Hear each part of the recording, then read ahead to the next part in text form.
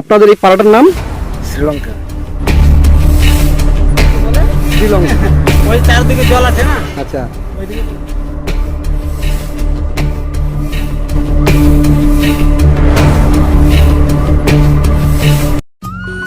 বন্ধুরা আজকে একটু স্বাদ বদল, আমি চলেছি সম্পূর্ণ নতুন এক গন্তব্যস্থলে।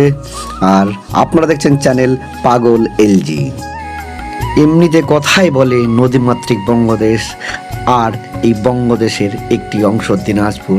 এ তো যেন নদীর খনি। এর আনাচে কানাতে কানাচে কত যে নদী ছড়িয়ে ছিটিয়ে রয়েছে তার হিসেব দিনাজপুরবাসী হয়তো জানেও না। এটি হচ্ছে দিনাজপুরের গান্ধার নদী, যার তীরে বিশ্বের শ্রেষ্ঠ সুগন্ধি ধান তুলাইপাঞ্জির চাষ করা হয়। এই ব্রিজটির নাম নাওঘাটা ব্রিজ। আগে এখানে নৌকায় করে ঘাট পারাবার করা হতো, তাই এই জায়গাটির নাম নাওঘাটা।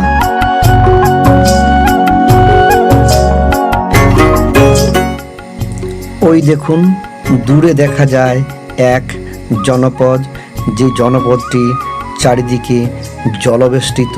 সেই জলবেষ্টিত ভূভাগ বা দ্বীপেই আজকে আমরা যাব। তো চলুন যাওয়া যাক, সেই জলবেষ্টিত দ্বীপটিতে যাই।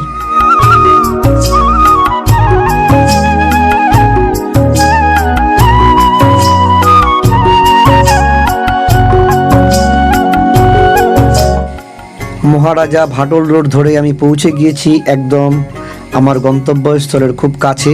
এটি হচ্ছে রুনিয়া মোড়। এই রুনিয়া মোড় থেকে যে ডান দিকে এই রাস্তাটি বেরিয়ে গেল ভাটলের দিকে, আর সোজা গেলে এই রাস্তাটি চলে যাবে গিয়ে হালালপুরে। তো আমার আজকের গন্তব্য হচ্ছে গিয়ে রুনিয়া মোড় থেকে আমি যাব এখন বাম দিকে। যে জলবেষ্টিত ভূভাগটি আমরা দেখলাম, সেই জলবেষ্টিত ভূভাগ বা দ্বীপটিতে আমরা যাব। এই যে এখানে দেখতে পাচ্ছেন একটা প্রাচীন শিমুল গাছ রয়েছে, এটা একটা আইডেন্টিফিকেশন মার্ক, আপনারা মনে করতেই পারেন। মহারাজা থেকে আসলে এইটাই মার্ক মনে রাখবেন। এই যে বাঁদিকে এই রাস্তা ধরেই আমি এখন যাব সেই জলবেষ্টিত ভূভাগে।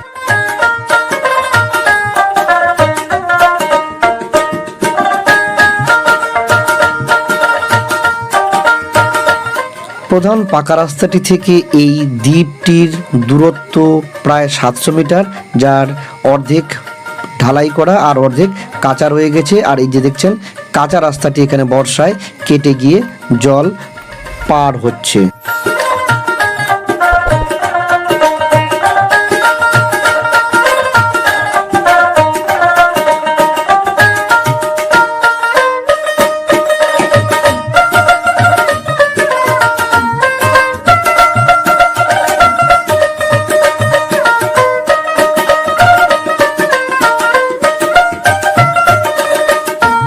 এই অঞ্চলটা থেকে সবাই শ্রীলঙ্কা নামে ডেকে থাকে। তো এই গ্রামটির নাম শ্রীলঙ্কা কেন, আমরা সেটাই আজকে জানবো। দাদা, আপনার নাম কি? অজিত সিং। আচ্ছা, আপনাদের এই পাড়াটার নাম? শ্রীলঙ্কা। বলে শ্রীলঙ্কা, আসলে অ্যাকচুয়ালি এটা খাতা কলমে মৌজা কি? খাতা কলমের মৌজা হচ্ছে, এটা হচ্ছে রুনিয়া মৌজা।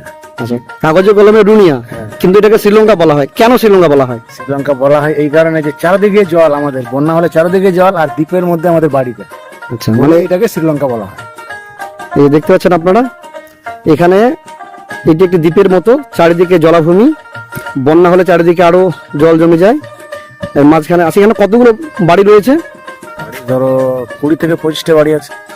20 থেকে 25টা বাড়ি আছে, তাই না? আচ্ছা, পিছন দিক থেকে তো একটা নদী বয়ে গেছে। হ্যাঁ, পিছন দিক থেকে নদী বয়ে গেছে। নদীটার নাম কি? নদীটার নাম তো জানি না, এটা তো এমনি নদী নদী বলে, কিন্তু নাম জানি না। আচ্ছা, এটা নদীটার নাম বোধহয় গান্ধার, এবং এটা অনেক পুরনো নদী, কিন্তু অনেক পুরনো নদী। হ্যাঁ, আমি পৌঁছে গিয়েছি একদম এই দ্বীপটি অর্থাৎ শ্রীলঙ্কার ভিতরে। এই যে এখানে দেখছেন কাঁচামাটি, তো এখানে হ্যাঁ এখানে পাকা বাড়িও দেখা যাচ্ছে।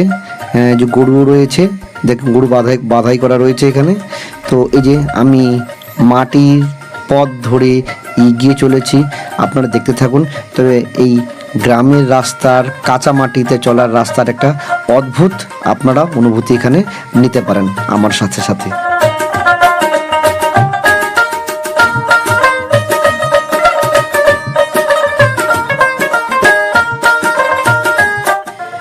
বর্ষাতেই এরকম জল থই থই, বন্যা হলে না জানি আর এর রূপ কেমন হবে।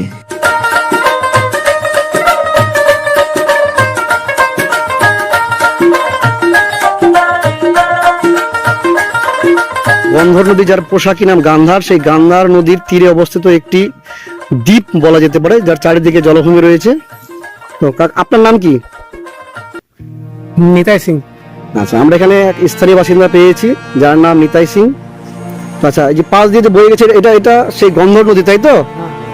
এটা সেই গন্ধর নদী। যেখানে কতদিন থেকে আপনারা এখানে বাস করছেন? অনেকদিন।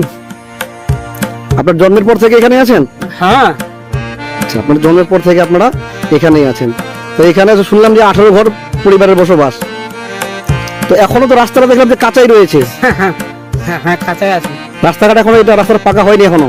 পাকা করে দেওয়ার কথা ছিল, কিন্তু এটা করলো না, বলে এখন বর্ষার জন্য করবে বলে। আচ্ছা আচ্ছা, এটা পাড়াটার কি নাম এমনিতে? বেনিভিটা। বেনিভিটা। হ্যাঁ। আচ্ছা, আর লোকে বলে শ্রীলঙ্কা। ওই চারদিকে জল আছে না, আচ্ছা, ওইদিকে বলে। আচ্ছা, এই যে আপনারা শুনলেন, এই চারিদিকে জল রয়েছে, তাই এটাকে লোকে মুখে এটা শ্রীলঙ্কা নামেই পরিচিত। দেখতে পাচ্ছেন এখানে চারিদিকে জল।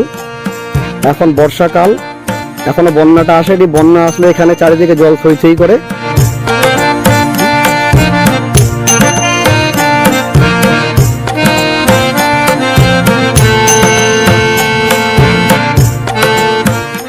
আচ্ছা, আমি এখানে আস্তে আস্তে শুনলাম এই যে পাশে যে নদীটা বয়ে গেছে, গন্ধর নদী, যেটাকে লোকে গন্ধর বলে, কিন্তু অ্যাকচুয়ালি নদীটার নাম হচ্ছে গান্ধার। তো গান্ধার নদীতে নাকি একসময় বাণিজ্য হতো। হ্যাঁ, এখানে বাণিজ্য হতো, মানে আমার দাদুরা বলতো যে এখানে নৌকো নিয়ে এসে বাণিজ্য করতো, আর থাকতো 15 দিন, 20 দিন, 1 মাস, 2 মাস থেকে এখানে বাণিজ্য করে যেত আর এই নদীতে। আচ্ছা আচ্ছা, এটা আমার দাদুরা বলতো, আর কিন্তু আমরা দেখিনি এই কথা, মানে শুনছি খালি দাদুরা বলছিল যে বাণিজ্য হতো। আচ্ছা, আপনাদের এই যে পাড়াটা, যেটাকে এখন কি বলে, বেনিভিটা না কি বলে? এখন বেনিফিট হবে। তো এই বেনিভিটাটা কি মানে অনেকদিন আগে থেকেই আছে নাকি? অনেকদিন আগে থেকে, অনেকদিন আগে। মানে সুপ্রাচীন এখানে। হ্যাঁ, অনেকদিন আগে। ঠিক আছে, ধন্যবাদ। এবারে চলুন যাওয়া যাক একবার নদীর কিনারায়।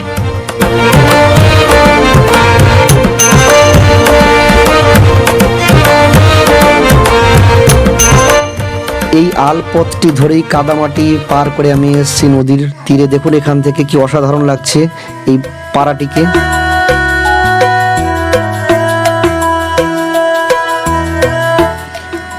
আমি এখন দাঁড়িয়ে আছি গান্ধার নদীর তীরে। এই যে গান্ধার নদীর তীরে আমি দাঁড়িয়ে রয়েছি, দেখুন এই গান্ধার নদী বর্ষাতে এরকম রূপ ধারণ করেছে। নদী নাকি এখন তার নাব্যতা কমিয়ে ফেলেছে, তাই নদী এখন প্রায় মৃতপ্রায়, তাতেই এই অবস্থা। তাহলে ভরা যখন যৌবন ছিল নদীর, তখন না জানি এর কেমন রূপ ছিল। নদীর পার থেকে দেখুন কি অসাধারণ লাগছে এই শ্রীলঙ্কা নামক বসতিটিকে। এটা যদি নদীর পার থেকে এত সুন্দর লাগে, তাহলে না জানি নৌকা থেকে দেখলে আরো কত সুন্দর লাগবে।